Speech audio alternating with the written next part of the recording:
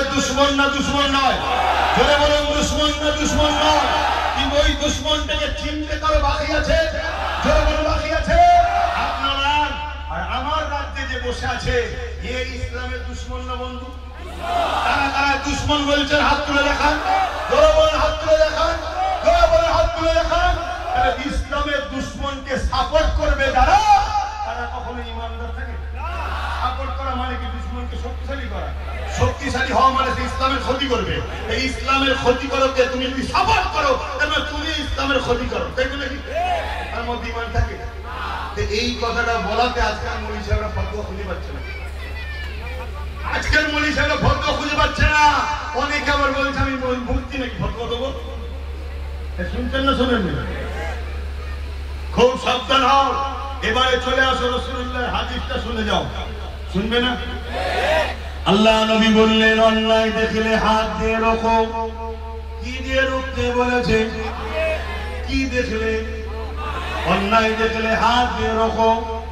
অন্যায় দুই ধরনের হয়, একটা নিজের ক্ষতি আর একটা হলো দিনের ক্ষতি।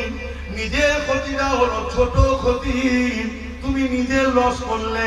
দিনের ক্ষতিটা হলো পুরো সমাজের ক্ষতি। অন্যায় দেখলে হাত দিয়ে রোখো। এক নম্বর, যদি হাতে ক্ষমতা না থাকে। দ্বিতীয় নম্বর হলো মুখ দিয়ে প্রতিবাদ করো, যদি মুখেও ক্ষমতা না থাকে। তিন নম্বর হলো এবং অন্তর থেকে ঘৃণা করো। এই তিন নম্বরটা হলো সব থেকে নিম্নমানের ঈমান, অর্থাৎ শেষ স্তর। প্রথম স্তর হলো হাত দিয়ে প্রতিবাদ করো।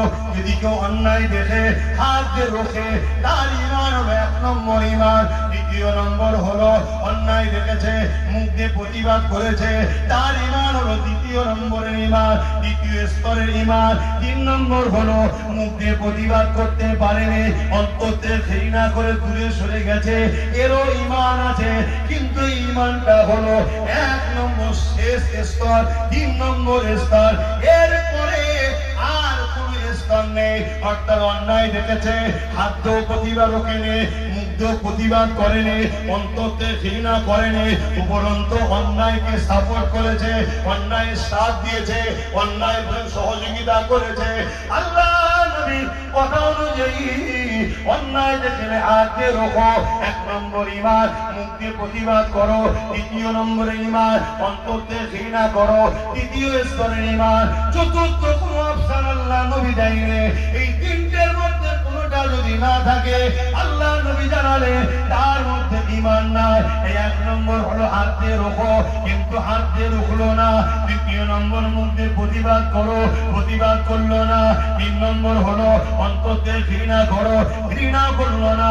উপরন্তু তাকে সাথ দিতে লেগেছে, তাকে যে কিনা আইন পাস করেছে, কেন্দ্রে বসে বসে ক্ষমতা করে আইন পাস করছে। কি আইন পাস করছে? ওয়াকাফ কালা কানুন করেছে না করেনি? এই ওয়াকাফ কালা কানুন আইন করেছে মসজিদ শেষ করার জন্য না বাঁচাবার জন্য? মসজিদ, মাদ্রাসা, কবরে